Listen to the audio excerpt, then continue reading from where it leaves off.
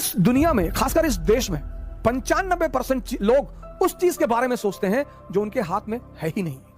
Sir, मुसीबत आती है परिवर्तन करने के लिए। यह मुसीबत का बहुत बड़ा पहलू है सर। मतलब जीवन में कहीं भी संघर्ष खत्म नहीं होता। हम किसी भी घटना पर तुरंत निर्णय ले लेते हैं।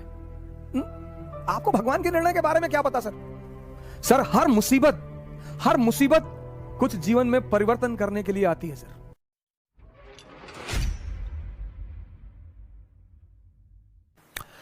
इस दुनिया में, खासकर इस देश में 95% लोग उस चीज के बारे में सोचते हैं जो उनके हाथ में है ही नहीं।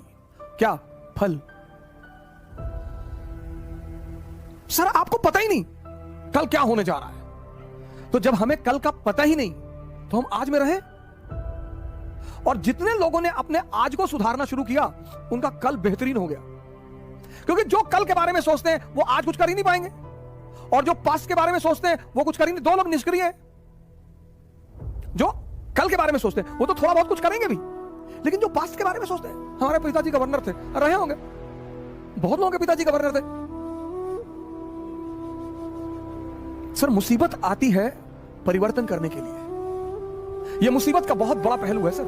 मुसीबत जब भी आई, ये मेरे पिताजी ने मुझसे कहा, उन्हें गांव से भगा दिया गया तो बेचारे भगोड़े हो गए। वो गांव वालों ने भगा दिया, वो कोई पीछे था नहीं तो गांव वालों ने भगा दिया। तो माँ बाप दोनों बेचारे इधर उधर अपना भाट भटकते रहे। तो एक बार मैंने आपसे उनसे पूछा कि आपको बदला लेने की इच्छा नहीं हुई? बोले, पागल, मुसीबत आती है कुछ बड़ा करने के लिए अगर आप जागृत हैं। मैंने कहा कैसे? बोले, राम राजा बनने जा रहे थे। मेरी आदत है क्रॉस क्वेश्चन करने की। मैंने कहा कैसे? बोले, राम राजा बनने जा रहे थे। मैंने कहा हाँ। बोले, मुसीबत आ गई?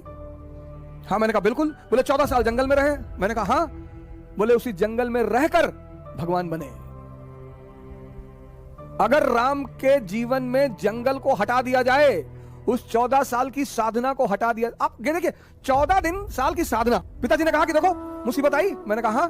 बोले, वो मुसीबत को मैं उन्होंने मजा लेना शुरू कर दिया। तैयार है। पिता दशरथ कह रहे हैं कि तू मना कर दे, वादा तो मैंने किया था ना, तू मना कर दे कि मैं नहीं जाऊंगा, मैं देख लूंगा। अरे बोले नहीं, जाना तो है ही है। और ये इस बात का संदेश है कि हर व्यक्ति को, वो चाहे भगवान ही क्यों ना हो, कितना बड़ा संदेश है कि हर व्यक्ति को इस जीवन में संघर्ष करना है। जो हंसकर करेगा वो राजा बनेगा। करना ही करना है सर। कोई दुनिया में ऐसा व्यक्ति है ही नहीं जिसको संघर्ष ना करना पड़ा हो सर। लेकिन जिसने संघर्ष में मजा लेना सीख लिया, आप अगर बहुत गौर से जीवन को देखें तो हम जब क्लास 10th में थे तो हमारी माताजी हमसे कहती थी कि बेटा 10th की पढ़ाई अगर कायदे से कर लोगे ना, बस 3 ही साल जीवन में पढ़ना है। मैंने कहा अच्छा? हाँ। बोली, बस 3 साल, 10th 11th 12th, और 3 साल अगर पढ़ लिए फिर जीवन में पढ़ना ही नहीं। हमें लगता है आपको भी कहा गया होगा कि बस 3 साल। अब आपने पढ़ लिया, 97.8% आपके मार्क्स आ गए।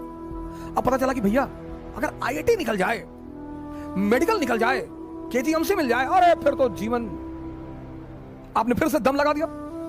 IIT भी निकल गया। अब जब आप IIT से निकल आए तो फिर एक और बवाल हो गया। आपके मोहल्ले का एक लड़का IAS हो गया। पूरा खानदान में पूरा खानदान को दहेज में BMW मिल गई।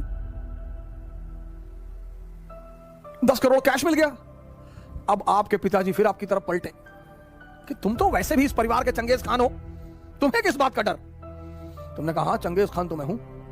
हाँ। बोले, जब ये मामूली सा ये सिंह साहब का लड़का अगर IAS बन सका, तुम्हारे लिए क्या है? तुमने कहा बिल्कुल हमारे लिए क्या है। और तुमने झोरा डंडा उठाया और बाबूजी का पैर छुआ कि बाबूजी चल रहे हैं, अब दिल्ली फतेह करके जाएंगे। चलो फिर IAS बन गए, फिर बन गए। आप देखो जिंदगी में कहीं भी संघर्ष खत्म नहीं हो रहा है, रूप बदलते जा रहे हैं। रूप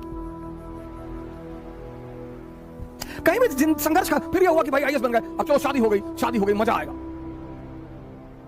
फिर एक धोखा आ गया, मजा आएगा भाई, शादी हो गई। फिर 6-7 महीने अपना आनंदित हुए, घूमे टहले और बड़ी बधाइयां आई और ये आया और वो आया। फिर बच्चे हो गए, फिर एक नया संघर्ष शुरू हो गया। फिर अब बच्चों की जिंदगी बनाना। मतलब जीवन में कहीं भी संघर्ष खत्म नहीं होता। तो जब संघर्ष खत्म नहीं होता तो क्यों ना मजा लेके संघर्ष किया जाए। और जितने लोगों ने मजा लेके संघर्ष किया उन्होंने इस दुनिया पर राज किया, राम को भगवान बना दिया। मुसीबत, अगर आप जागृत हैं, एक आदमी था चाइना में, उसके पास एक बड़ा जबरदस्त घोड़ा था। कैसे? जो व्यक्ति जागृत होता है उसका मुसीबत कुछ नहीं कर पाती। बहुत बड़ा नियम है जागृति सर, होश में रहना बहुत बड़ा नियम है। तो चीन में एक आदमी था किसी गांव में, उसके पास एक बड़ा नायाब घोड़ा था, बहुत नायाब, मतलब हवा से ज्यादा स्पीड थी घोड़े की। तो उस देश के राजा ने उस आदमी को बुलाया, कहा तुम अपना घोड़ा मुझे दे दो, तुमको मैं मुंह मांगी कीमत दूंगा।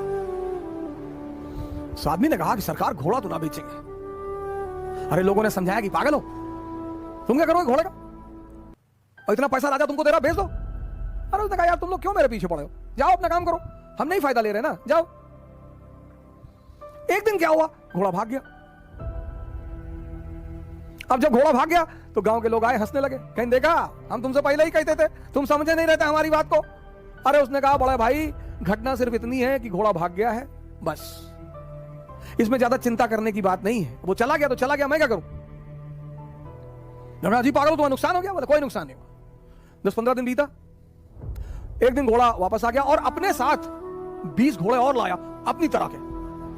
गांव वाले फिर आए, कहीं बेटा तुम बहुत चालाक आदमी हो, तुमको पता था कि कुछ कांड करने गया है ये, बड़ा बढ़िया यार, तुम तो बड़े फायदे में हो यार, पहले तो अकेले था अब तो 20 ले आया। उन्होंने कहा यार तुम लोग राय देने क्यों चले आते हो यार बार बार, अरे घोड़ा चला गया था, आ गया अपने साथ 20 घोड़ा और ले आया, घटना बस इतनी है, इसमें बहुत ज्यादा खुशी होने की कोई बात नहीं। पड़ोसी राज्य ने उस रात पर हमला कर दिया। अब वो जो 9 घोड़े आए थे उसमें से एक घोड़े को इस किसान का बेटा ट्रेन कर रहा था, घोड़े से गिरा, उसका दोनों पैर टूट गया। गांव वाले फिर आए, ये बड़ा बुरा हुआ यार, बताओ तुम्हारे लड़के का दोनों पैर ही टूट गया। बोले यार तुम लोग शांत नहीं रह सकते हो, अपना निर्णय अपने पास नहीं रख सकते हो। ठीक है यार पैर टूट गया, देखेंगे भगवान कुछ करना चाहता होगा, अच्छी बात है, जाने दो। उसी वक्त पड़ोसी राज्य ने इस राज्य पर हमला कर दिया। गांव के जितने भी जवान लड़के थे सब सेना में बुला लिए गए, सिर्फ किसान का बेटा बचा क्योंकि उसके पैर टूटे हुए थे। हम किसी भी घटना पर तुरंत निर्णय ले लेते हैं। आपको भगवान के निर्णय के बारे में क्या पता सर?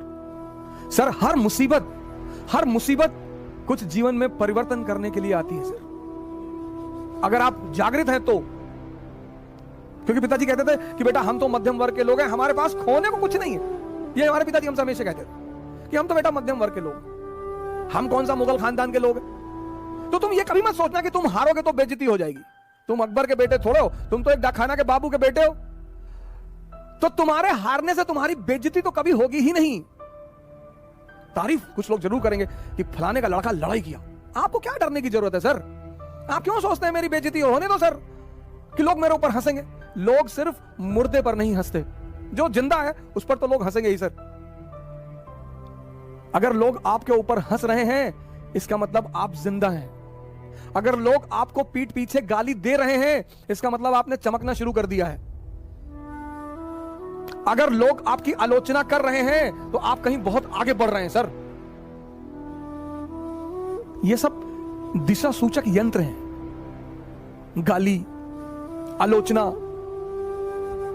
पर हमारे मिडिल क्लास के पेरेंट्स हमको बहुत डराते हैं, बहुत पेरेंट्स को, बेटा बेइज्जती मत कराना, मैं तुगलक वंश के हो, बेइज्जती मत कराना, कि मौर्य वंश के हो। अंबेडकर की बेइज्जती हुई, उन्होंने मजा लिया, भगवान बन गए। गांधी की बेइज्जती हुई, उन्होंने मजा लिया, भगवान बन गए।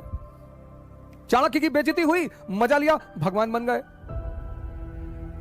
बेइज्जती तो बहुत जरूरी चीज है सर जीवन में, वो ऑक्सीजन पैदा करती है, ऑक्सीजन, जज्बा, टेम्परामेंट। बेइज्जती बहुत जरूरी है सर, डरने की कोई बात नहीं। जय हिंद।